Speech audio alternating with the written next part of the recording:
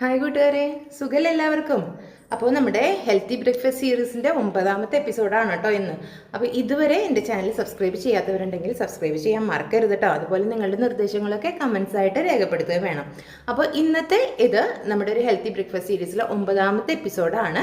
അപ്പോൾ കാണാൻ മറക്കരുത്. അപ്പോൾ കുറേ എണ്ണം ഞാൻ ഷോർട്സ് ആയിട്ടാണ് അപ്ലോഡ് ചെയ്തിട്ടുണ്ടെങ്കിലും ചിലത് ലെങ്ത്ത് കൂടുന്നത് കൊണ്ട് ഞാനത് വീഡിയോസ് ആയിട്ടാണ് കേട്ടോ അപ്ലോഡ് ചെയ്യുന്നത്. അത് കാണാൻ മറക്കരുത് കേട്ടോ.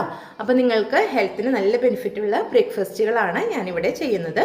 അപ്പോൾ ഇന്നത്തേത് ഒരു ക്യാരറ്റ് സ്മൂത്തിയാണ്. അപ്പോൾ അതെങ്ങനെയാണ് തയ്യാറാക്കുന്നത് നമുക്ക് നോക്കിയാലോ. അപ്പോൾ നമ്മുടെ ഇന്നത്തെ സ്മൂത്തി തയ്യാറാക്കാനുള്ള ഇൻഗ്രീഡിയൻസ് ഇതൊക്കെയാണ് കേട്ടോ. ഇത് ഒരു ക്യാരറ്റിനെ പുഴുങ്ങി വെച്ചിരിക്കുന്നതാണ്.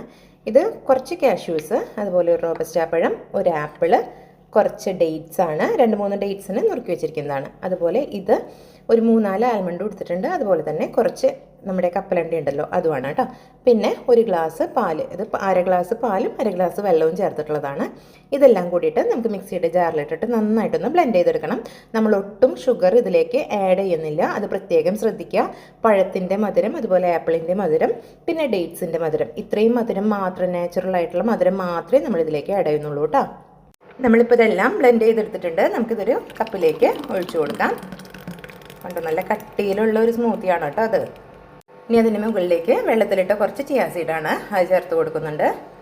അതോടൊപ്പം തന്നെ കുറച്ച് ഡേറ്റ്സും നട്ട്സും കട്ട് ചെയ്തതും കൂടി ചേർത്ത് കൊടുത്താൽ നമ്മുടെ ഹെൽത്തി സ്മൂത്തി ഇവിടെ റെഡി ആയിട്ടുണ്ട്. വളരെ എളുപ്പമാണ്, നല്ല ഹെൽത്തിയാണ്, നമ്മുടെ വയറ് നല്ല ഫില്ലിംഗ് ആയിട്ടിരിക്കും. അപ്പോൾ ഇതെല്ലാവരും ഒന്ന് ട്രൈ ചെയ്ത് നോക്കണം, അഭിപ്രായങ്ങൾ പറയണം. അപ്പോൾ ഇതുപോലുള്ള ഈസി റെസിപ്പികളുമായിട്ട് അടുത്ത ദിവസം വീണ്ടും കാണാം. അതുവരേക്കും ബൈ ബൈ.